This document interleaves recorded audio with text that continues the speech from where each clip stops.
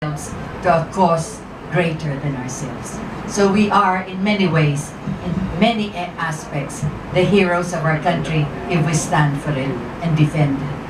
By way of closing, I would like to invite Mr. Ramon Pedrosa of Renaissance Philippines, the rebirth of the Philippines.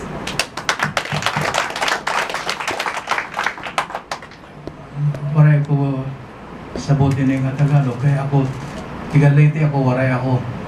Sanglit mag-ano lang, mag-English lang ako. Kung karayag na yun, mag-Espanyol nila. Pero English na lang. In my old age, I have been through many protest movements.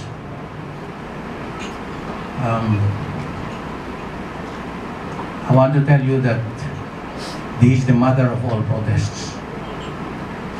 For the first time, we have a situation where a leader of a country, unlike the other leaders in the world, have identified a singular problem of his nation: the proliferation of drugs that have affected the youth of the land. There was a gathering of Ateneo boys in the Jesuit school where I finished my AD, and they were all talking against what they perceived as extrajudicial killings, etc., etc. Everybody had spoken except me. They came to me and said, "Oh Ramon, wala kang sinasabi. Can you say something?" So I said,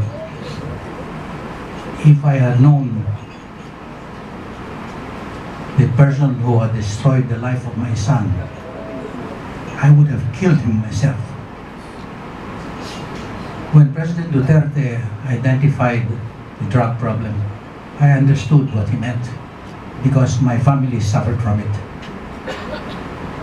And he's identifying himself with the rest of the nation who have problems from this evil malaise of the country.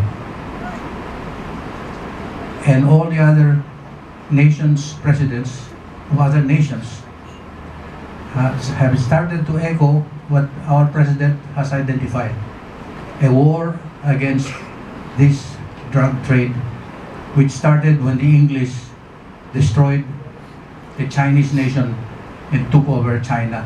You remember the Opium Wars. It's back here again in an unprecedented scale. And he is the only one who's doing something about it. So, ang masasabi ko, kami galit na galit na. Dapat yung mga galit sa mga gustong sumira ng ating bayan ay sumama na sa kami. Salamat po.